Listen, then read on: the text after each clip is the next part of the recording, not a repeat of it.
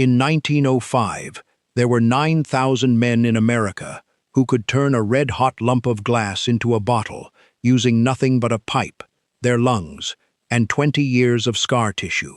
By 1917, there were around 2,000 of them left. 12 years, 3 out of every 4, gone.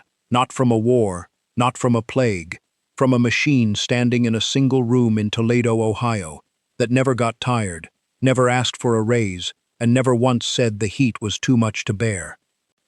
This is the story of a trade that was once one of the best paid, most fiercely protected jobs in industrial America, and the machine that swallowed most of it inside a single decade, faster than the men running the most powerful glassworkers' unions in the country ever believed possible. They didn't see it coming, or worse, some of them did, and they kept telling themselves it couldn't actually be done.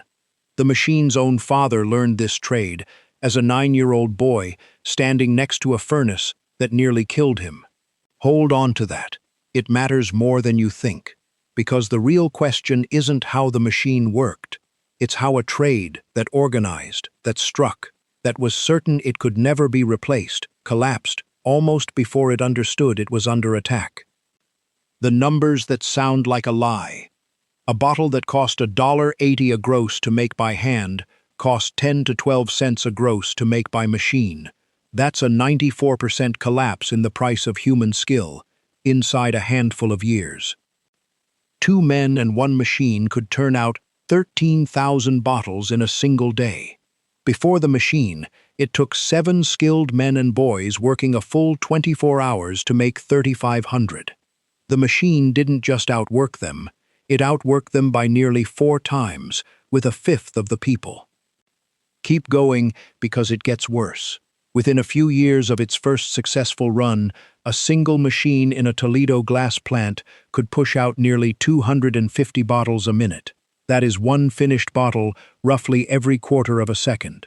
A skilled blower, at the top of his craft, working as fast as human lungs and hands could move, made about 1, total, in that same 60 seconds. In the 1890s, the men who did this work by hand were some of the highest-paid tradesmen in the country. A skilled glass bottle blower could pull in more than $100 a month, over $3,000 in today's money, as much as 2/3 more than other skilled artisans doing equally hard, equally dangerous work. These were not desperate men. These were craftsmen at the top of an industrial food chain, and they knew it. Here's how much power that bought them. For generations, glass factories were forced to shut down for 2 full months every single summer because the heat radiating off the furnaces in July and August was considered too dangerous to keep men working through. The union didn't ask for this. It demanded it, and the owners gave in. That's the kind of muscle we're talking about. A trade organized enough and dangerous enough to make some of the wealthiest industrialists in America close their own factories for 8 weeks a year rather than lose their workforce to heat stroke. And still, within 1 generation, most of those jobs were gone. 9,000 men, earning a living, blowing bottles by hand in 1905. Around 2,000 by 1917. Erased, not through negotiation, not through a slow fade, but by a machine standing in 1 building, in 1 city, running day and night, never once asking for the summer off. There's a number that belongs in the same conversation, from the same decade, that almost nobody brings up next to it. Companies that couldn't find enough boys to run errands between the furnace and the blower sent recruiters, men the trade called boy-getters, out into the countryside and into city orphanages as far away as New York, to bring back boys nobody would come looking for. Guardianship papers got signed. Ages got adjusted upward on request. Government investigators who walked those factory floors clocked the average temperature somewhere between 100 and 130 degrees Fahrenheit, hot enough that paper left too close to a workbench would scorch on its own. That was the world this machine walked into. Grown men earning a small fortune with their lungs, standing beside boys who weren't old enough to legally be there at all, inside rooms hot enough to cook meat. Within about a decade, the machine made both of them unnecessary at almost the same time. One trade journal, writing right after the machine proved itself, didn't bother being subtle about what it had just watched die. It bragged that the new device eliminates all skill and labor and reduces the cost of production practically to the cost of materials used. Read that again. Not reduces the need for skill, eliminates it. That's the industry's own press, popping champagne over the death of a trade that had fed families for 3 generations. Decades later, the American Society of Mechanical Engineers would formally recognize this machine as an engineering landmark, declaring that its invention was the most significant advance in the entire 2,000-year history of glassmaking. Read that carefully. 2,000 years of the craft, and one machine, in one room, gets credited with the single biggest leap in the whole history of the art form it just finished killing. 9,000 men, down to 2,000. 94% off the price of the labor. 250 bottles a minute against 1. A union so strong it could shut down an industry every summer, brought within a decade to the edge of extinction, by a piece of machinery that needed nobody who'd ever earned a callus doing it. That's a wipeout. And the strangest part of this story isn't the machine at all. It's the man who built it. Because before he became the reason most glassblowers lost their trade, he was one of them. Boys who were born into the furnace room. How does a 9-year-old end up standing 3 feet from molten glass at midnight for a wage his family needs just to eat?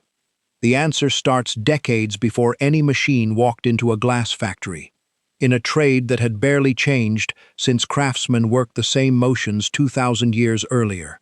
A man called a gaffer stood at the center of it, the master blower, gathering a molten gob of glass onto the end of a hollow pipe, rolling it, breathing it into shape, turning raw sand and ash into something a household could use.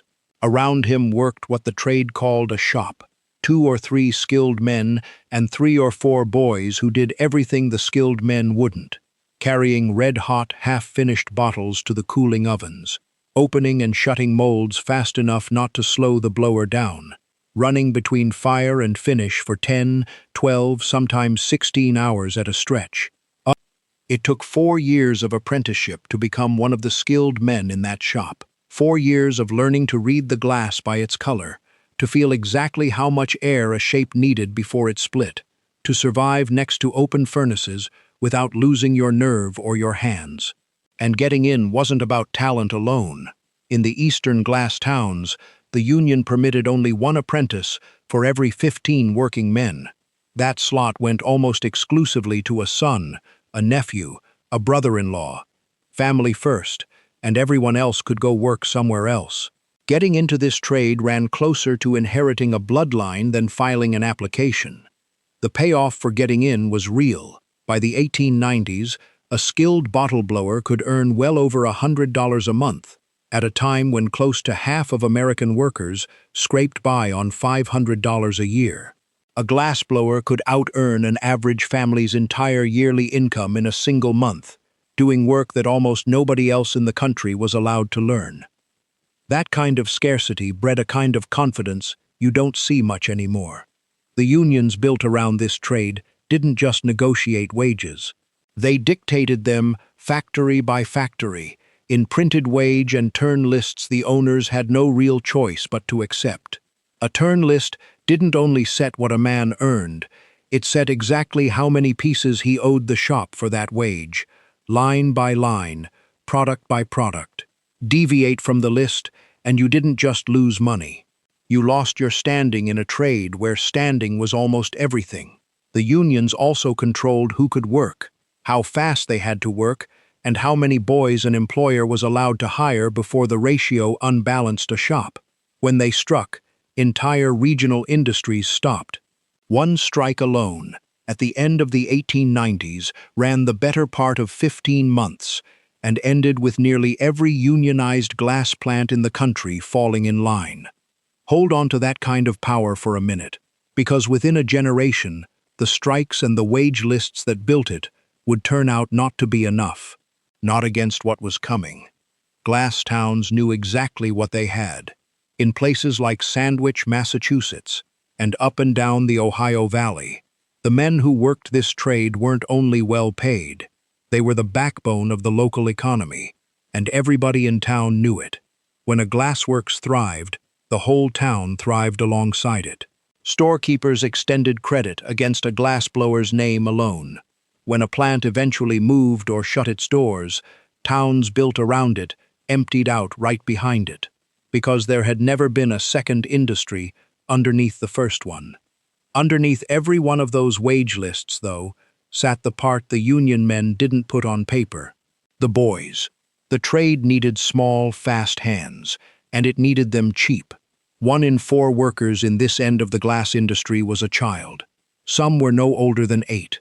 Ohio eventually banned boys under 16 from working in glass factories at all. West Virginia and Pennsylvania passed no such law, so factories in those states simply kept right on hiring them. When local families ran short, the factories sent their boy-getters out to find more, and orphanages as far away as New York handed boys over to men who were, on paper, their guardians, and in practice, their employers. The boys went to work in rooms. Government investigators clocked between 100 and 130 degrees Fahrenheit, heat that cooked a body slowly across a 10-hour shift, every shift, for years. Burns were routine. A slip with a pipe of molten glass meant a scar that never fully faded, if you were lucky enough to keep the limb.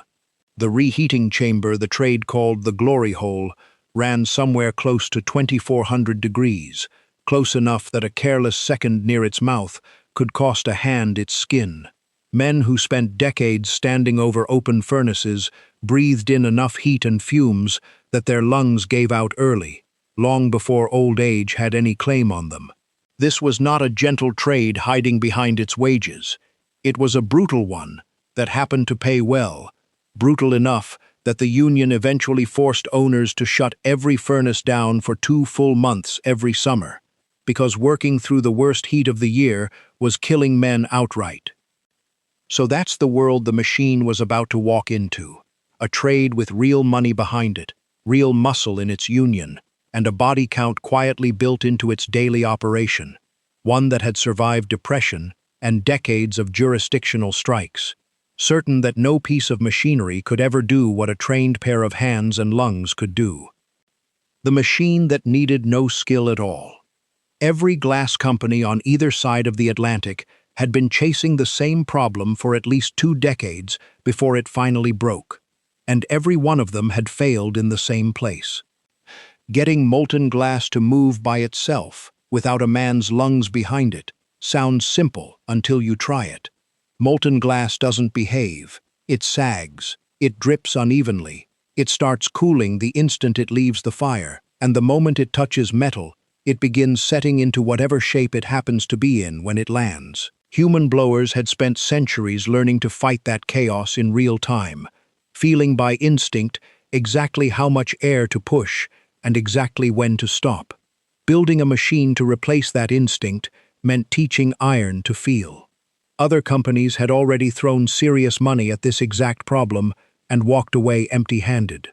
A semi-automatic British process, patented back in 1887, could manage roughly 200 bottles an hour, respectable for its time, but it still needed skilled hands to finish the job, and it never came close to eliminating the trade the way full automation eventually would. Glass entrepreneurs on both sides of the Atlantic had spent years sending agents scouring Europe for blowing talent, because skilled men were that scarce and that valuable. Scarcity like that should have been a wall nothing mechanical could climb.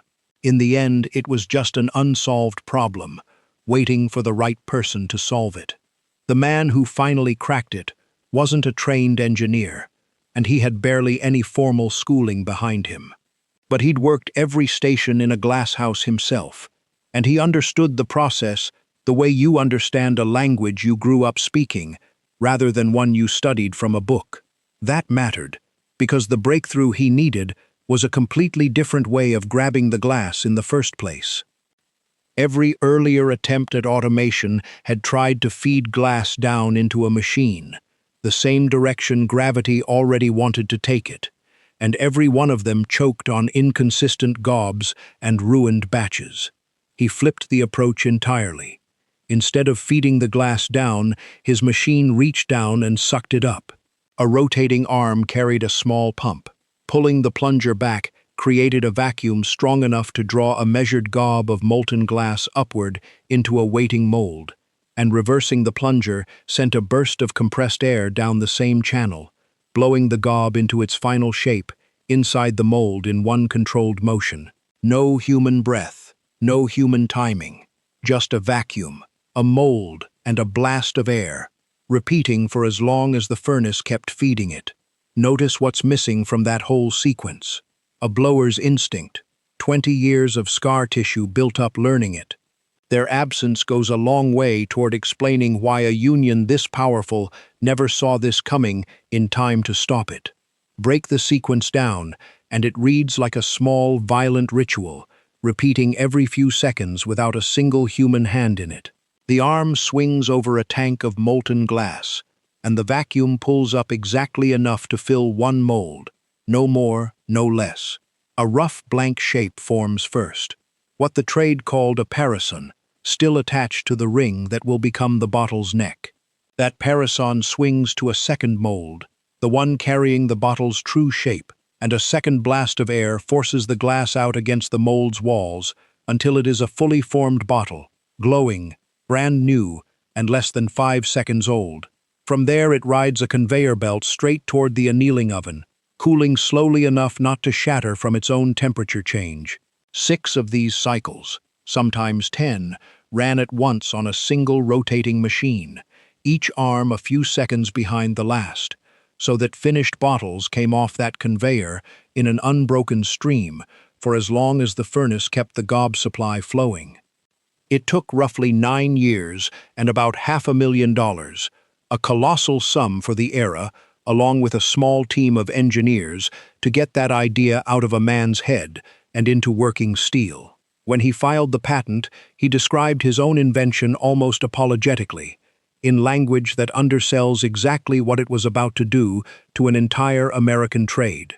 He wrote that his invention aimed to perform mechanically what has heretofore been done manually. That's the whole sentence. No mention of the 9,000 men whose livelihood depended on that one word, manually, staying true. The company built around those patents, the Owens Bottle Machine Company, was capitalized at $3 million the moment it was organized, backed by men who had already watched the early models prove themselves on a real factory floor. Nobody puts that kind of money behind a machine unless they already know exactly which jobs it's about to make disappear. The finished machine looked almost nothing like a person, and that was the point. Instead of one pipe and one set of lungs, the working versions carried several arms arranged around a rotating base, each fitted with its own mold and its own pump, so that while one arm blew a bottle, the next was already gathering its gob, and the one after that was already cooling. A human shop could only do one thing at a time: gather, then blow, then cool, limited by how fast one body could move between stations. This machine ran all 3 stages at once, on different arms, which is the real reason its output numbers looked less like an improvement and more like an insult. It outworked him by running 3 tasks at once that a human shop could only ever do one at a time: gathering, blowing, and cooling simultaneously, forever, without stopping to eat, sleep, or nurse a burn. The improvements kept coming fast. The first commercial version carried 6 arms. A later refinement, engineers called it the AR machine, could manage an average of over 50,000 bottles in a single day, more than 14 times what the earliest working model had managed only a few years before. Every improvement meant fewer men needed to watch it run, not more. None of this happened somewhere safe and far from the furnace, either. The machine sat directly beside the same 2,400-degree glory hole that had scarred generations of blowers, and the 2 men assigned to tend it still worked within arm's reach of 6 or 10 rotating arms carrying molten glass at every moment, any one of which could jam or swing wrong close enough to take a hand. The danger of the old trade hadn't gone anywhere. It had simply been concentrated onto fewer men, standing closer to more moving iron, for a fraction of what the danger used to be worth. And here's the part that should unsettle you more than the speed does. The machine didn't need a craftsman standing over it feeling the glass. It needed a man watching gauges, 2 of them per shift, doing a job that took roughly a week to learn, instead of 4 years to apprentice into. Every ounce of the trade's power, the scarcity that let it dictate wages, restrict apprenticeships to family, and shut down whole factories every summer, was built on the idea that this particular skill was rare and could not be faked. The machine didn't argue with that idea, it just made it irrelevant. We still haven't answered the question sitting underneath all of this. A union with that much muscle, watching a threat like this arrive in broad daylight, patented, licensed, written up glowingly in the trade press, should have seen it coming from a mile off. So why didn't stopping it work? The union man who built the machine. The trade papers loved congratulating him and hated mentioning this part. The man who ended this trade started inside it, and for a while he fought for it. The year was 1868. Michael Owens was 9 years old, the son of Irish immigrants who'd fled a famine and landed in West Virginia's coal country, one of 7 children in a family that needed every hand it had working. That included his. Mines cut into those hills were dark and cramped enough that boys were prized for their size as much as their willingness to work, and Owens went into one of them that year. It nearly ended before it started. A fellow miner's pickaxe swung wide, a stray piece of coal caught young Michael square in the eye, and it knocked him flat and unconscious on the mine floor. His mother made the call that day. No more mining.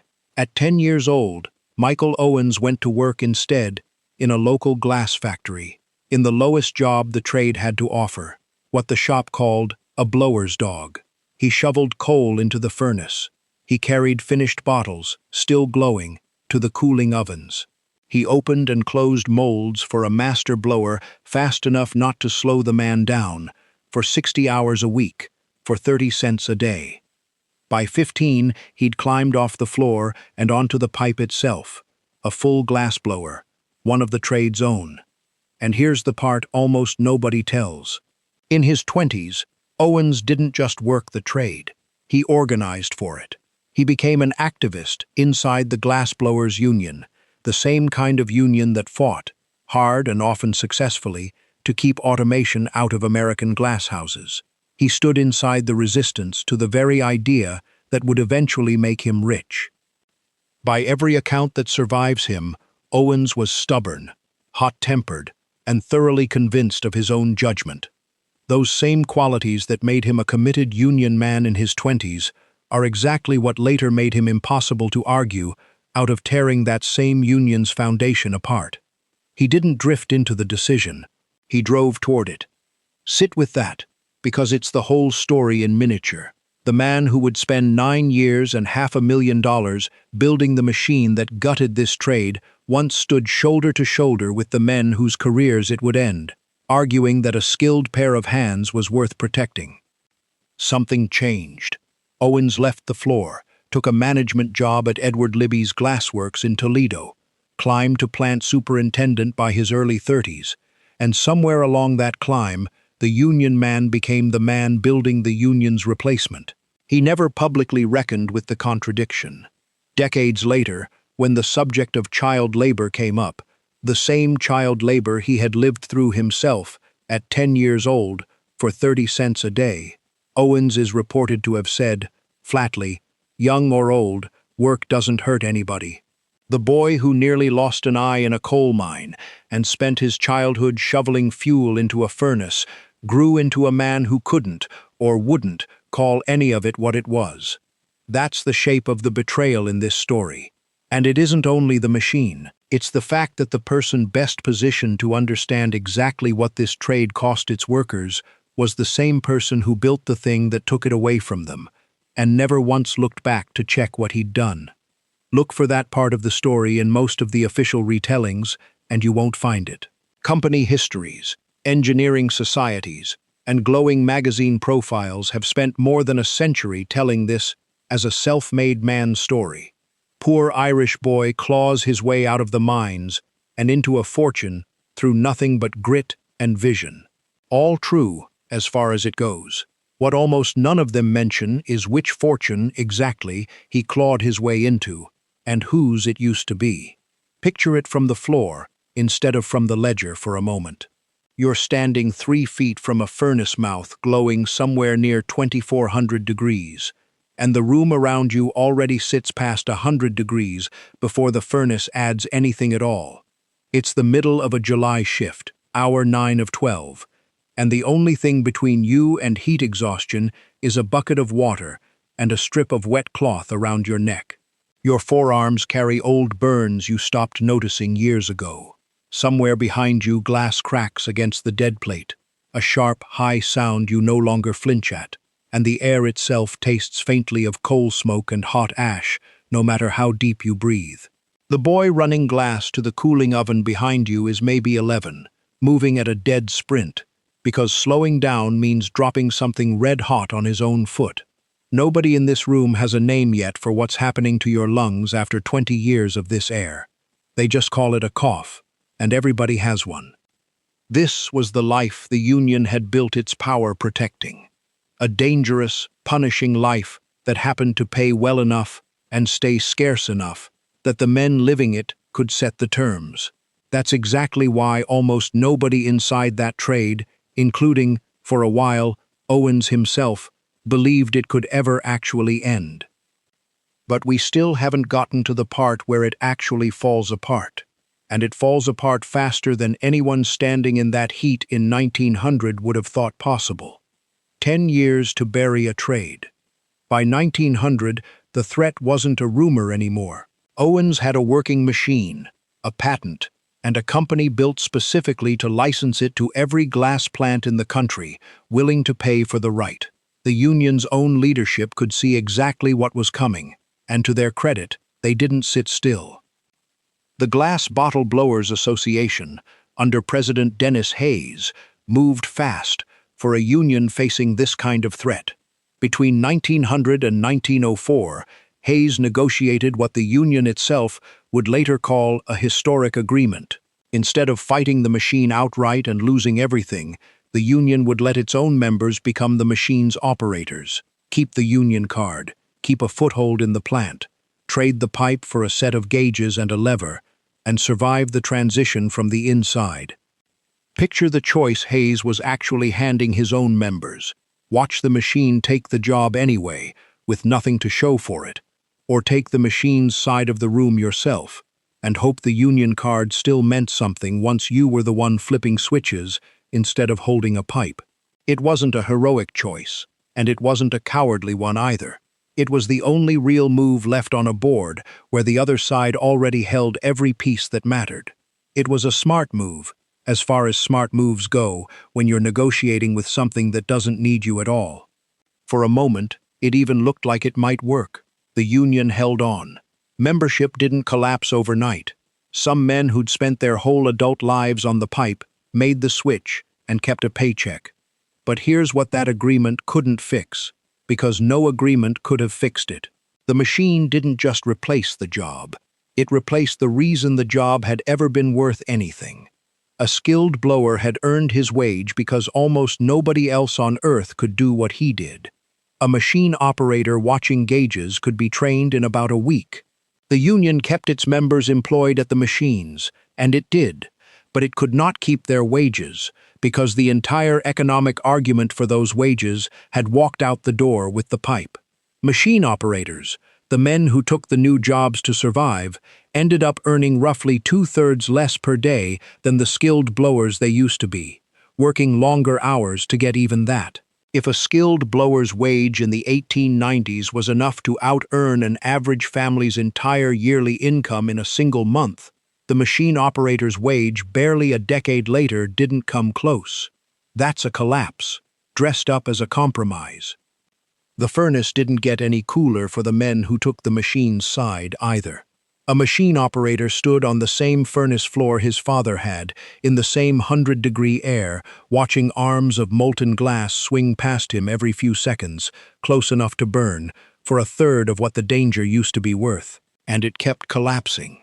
Year after year through the 1910s, the union that had once dictated wage lists to factory owners found itself accepting lower rates on those same lists, again and again, in a slow, desperate effort to hold on to whatever foothold in the industry it had left. And the numbers kept moving in one direction.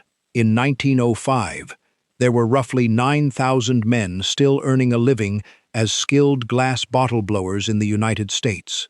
By 1917, barely a dozen years later, that number had fallen to around 2,000. By 1920, the Owens machine and its licensed cousins had displaced most of what remained of hand production entirely, pushing the survivors into jobs the industry itself now classified, officially, as unskilled. 3 out of every 4 blowers in that trade were simply gone inside 12 years. Most of the rest followed within a few more. Some men didn't go quietly. A handful of the new machines got sabotaged in these years, disabled, damaged, put out of commission overnight by workers who understood exactly what was standing in that room and exactly what it was there to replace. Picture the version of that night that repeated itself in one plant after another. A shift ends, the floor empties out, and somewhere in the dark a wrench finds a joint it was never meant to touch. It rarely worked for long. A broken machine got repaired within days. A saboteur got fired, or worse, and the machine that replaced him needed no apology and felt no fear walking back onto that factory floor the next morning. This is where the betrayal lands, and it isn't only Owens's. It's the union's own confidence, built over decades of real power, that turned out to be exactly the thing that left it flat-footed. A trade that had shut down factories for the summer, that had restricted its own apprenticeships to bloodlines, that had genuinely believed no machine could replicate a skill this rare, had built its entire sense of safety on the idea that scarcity was permanent. It wasn't. It had simply never been tested against a machine built by someone who understood the craft from the inside well enough to know exactly which piece of it to attack. By 1920, there were roughly 200 automatic bottle machines running in American glass plants. Most of them descended directly from that first design. West Virginia alone, second only to Pennsylvania in the size of its glass industry, had built entire towns around this one trade. Whole regional economies that had grown up around hand-blown glass. Company towns across West Virginia, Ohio, and the Indiana gas belt. Places where the local economy existed almost entirely to feed and house and supply a glasshouse workforce, watched their labor base get quietly hollowed out from underneath them. Towns like Clarksburg, Salem, and Star City had voted heavily for socialist candidates through the 1910s on the strength of organized glassworker votes, some of them electing socialist mayors outright. That same organized base shrank year over year, plant by plant, as owners switched over to machines that needed a fraction of the payroll and none of the union card. A political force that's strong doesn't simply fade. It gets starved, one closed shop at a time, until there's nobody left to organize. Here's the twist almost nobody expects, and it's worth sitting with rather than explaining away. The same union that had just watched its own power gutted turned around and became one of the loudest voices in America campaigning to abolish child labor in the glass industry. Not entirely out of conscience, though conscience was certainly part of it. Partly because the boys still working those factories for a fraction of a man's wage were dragging every remaining wage rate down at exactly the moment the union could least afford it. In 1913, the National Child Labor Committee said out loud what the union already knew. The automatic machine had done more to end child labor in American glass houses in a decade than every state law and every reformer's campaign had managed in 50 years. The machine that broke the men's trade finished off the boys' version of it almost as a side effect, and did it faster than any law ever could. So which is it? Did this machine liberate a generation of 9-year-olds from a furnace room, or did it gut one of the strongest trade unions in industrial America and leave tens of thousands of men and boys with nowhere left to stand? The honest answer, the one this story keeps insisting on whether you want it or not, is that it did both, at the same time, and neither fact cancels the other out. That's also the answer to the question sitting underneath this whole story since the opening minute. The union didn't fail to see the machine coming because its members were foolish. It failed because the machine attacked the one thing its entire strategy had never accounted for, a scarcity that could simply stop being scarce. Every strike, every wage list, every forced summer shutdown had been built on the assumption that skill this rare would always stay rare. Owens didn't outfight the union. He made its whole battle plan irrelevant in a single stroke, using knowledge he'd learned standing inside their own ranks. What the furnace left behind. This is where the ledger finally balances, or doesn't, depending on which side of the machine you were standing on. For the men who kept some version of a job in glass, work didn't disappear. It downgraded. A skilled blower's trade, 4 years of apprenticeship, family bloodlines, a wage that could out-earn an average household's yearly income in 30 days, became a machine operator's job, trainable in a week, paying roughly a third of what the old craft had paid. The industry didn't shrink.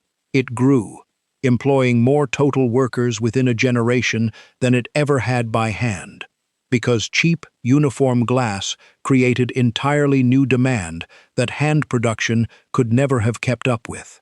Breweries, dairies, soft drink bottlers, and pharmaceutical companies all expanded on the back of glass that was suddenly cheap and identical from one bottle to the next. More jobs existed. Almost none of them were the job that had existed before. That's the part of this story that automation arguments always skip past, because it complicates the tidy version. It isn't always true that a machine simply kills work. Sometimes it kills a specific kind of work, skilled, scarce, well-paid, union-protected, and replaces it with a larger number of jobs nobody would call a trade at all. More employment, less craft, less power, less of a life you could build a family and a house and a town around, the way glass towns across Ohio, Indiana, and West Virginia had been built for 2 generations running. Some of the old craft survived, technically. Hand-blown glass never fully vanished. It retreated into small artisan studios, into what glass historians now call the studio glass movement, a scene that took shape in the 1960s and still exists today.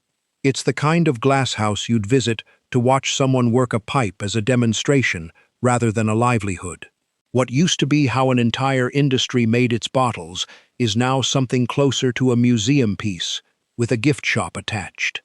Nearly every glass bottle made on Earth today, beer bottles, medicine vials, soda bottles, still comes off a machine directly descended from this one. Engineers call the modern version the individual section machine. Walk into essentially any glass container plant left standing anywhere in the world right now, and the great-grandchild of that 6-armed monster in Toledo is still running, still doing the job with nobody's lungs behind it. The corporate side of the story went the opposite direction entirely. In 1929, the company built around this machine merged with the Illinois Glass Company to form what would grow into one of the largest container manufacturers on Earth, eventually running plants across multiple continents. The trade shrank down to hobbyists and museum demonstrations. The company that replaced it became a multinational, and the empire built on the machine itself didn't retreat anywhere. Michael Owens died in Toledo in 1923, holding 49 patents to his name, having helped found 3 separate companies that all still exist in some form today: Owens, Illinois, Libby Owens Ford, and Owens Corning, employers between them of tens of thousands of people across dozens of countries. Some historians have since credited him as an early father of modern project management, for the sheer discipline he brought to organizing labor and machinery toward a single goal. The boy who nearly lost an eye in a coal mine, who shoveled coal into a furnace at 10 for 30 cents a day, who once stood with the union fighting to protect the very trade he'd go on to dismantle, ended up one of the wealthiest, most consequential industrialists most Americans have never heard of. That's the part of this story worth sitting with the longest. The man, not the machine. Someone who understood, better than almost anyone alive at the time, exactly what that trade cost the bodies inside it, and built the thing that ended it anyway, then spent the rest of his life running the empire that grew out of the wreckage, seemingly without a backward glance.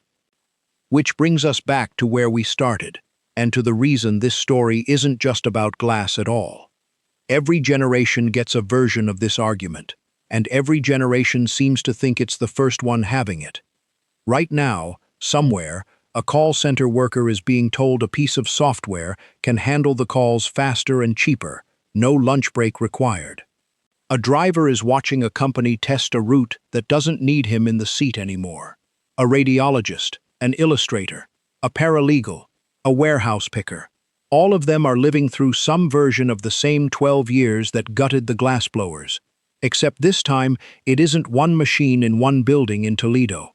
It's software, running everywhere at once, that doesn't need a patent office visit or a 9-year development timeline to spread from one industry into the next. The specifics change, the shape doesn't. A skilled trade, protected by scarcity and organization and decades of hard-won power, meets something that doesn't need to match human skill so much as make it beside the point. The people who did that work are told, gently or not so gently, that new and better jobs will appear to replace the old ones. Sometimes that's even true, the way it was true for glass. More total jobs existed in bottle making a generation after this machine arrived than existed before it. What almost never survives the transition is the specific, hard-won thing the old job actually was: the wage, the standing, the 4 years it took to earn the right to call yourself a craftsman instead of a hand. The glassblowers had a century of scarcity behind them, a union that could shut down factories for the summer, and a trade they were certain no machine could touch. None of it was enough. It bought them roughly a decade of runway once the real threat arrived, and not much more. 12 years took them from 9,000 men to 2,000. Whatever the next 12 years take from the trades working today, the people living through it will likely say, just like the glassblowers could have said, that it happened faster than anyone running their unions, their guilds, or their professional associations quite believed it could. Nobody in 1900 believed a machine could learn to feel glass the way a man's hands could. In a sense, they were right. It never learned to feel anything at all. It simply didn't need to. They don't make bottles that way anymore. They don't make workers that way either. Not the ones who spent 4 years earning the right to stand next to that furnace, and not the trade that once believed nothing could ever take their place.